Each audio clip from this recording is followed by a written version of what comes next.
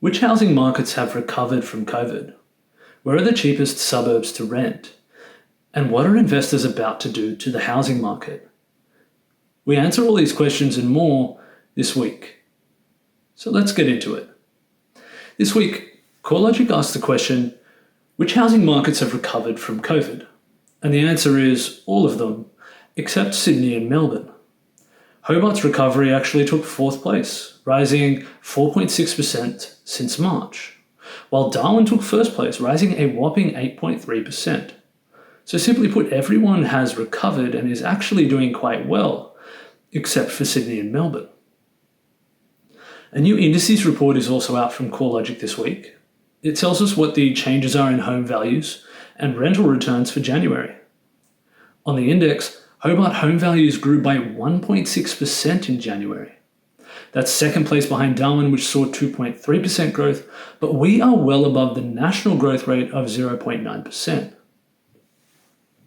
The annual change in rent prices for houses in Hobart is also beginning to recover, with 0.1% growth.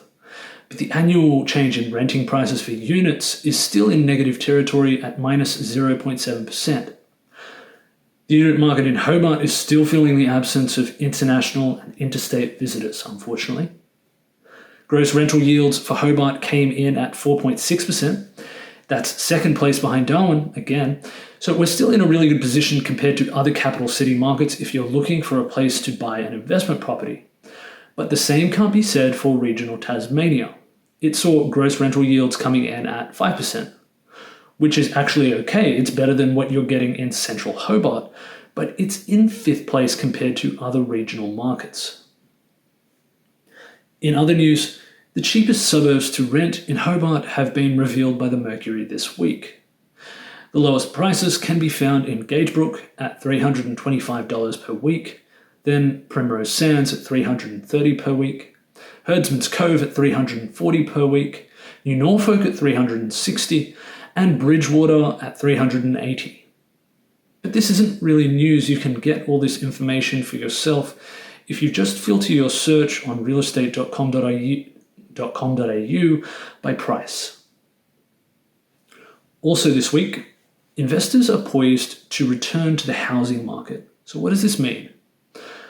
According to the AFR, people are much less worried now that house prices will fall, and dirt cheap borrowing costs are drawing back a large number of investors. As you can see from the graph, at the beginning of last year, 40% of the market thought that house prices were going to go down. Now, that percentage has dropped to less than 10%. Before COVID, 55% thought house prices were going to go up, and while the number has dropped to 25%, these expectations aren't actually matching up with what's happening on the ground. House prices are rising everywhere, and it won't take long for these expectations to reflect this, and for those people to act on it. And we can expect to see those positive expectations turn into increased investor activity. Now, what does this mean? It has some upsides and some downsides. If you're trying to get into the market, then prices are going to rise, and that sucks. However, if you're already in the market, the value of your investment will go up, and that's great. Finally, as more investors secure property to rent them out, there will be more opportunities for renters, and it will become logistically easier to secure a rental. I don't think that it will become much cheaper, if at all, because our vacancy rate is still hovering around 0.6%.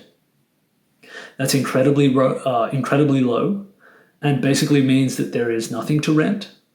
So until a lot more investment properties come on the market and the vacancy rate increases substantially, I don't think we're actually going to see an impact on prices. On the back of this news, the Reserve Bank put out its first statement. It put out its first statement this year. According to the governor, Philip Lowe, it doesn't think that it will increase the cash rate until 2024. That's 2 to 3 years from now. That's 2 to 3 years of the cash rate at 0.1%. The current rate is making house prices soar, and sustaining the cash rate for that long, I assume, will only continue that trend.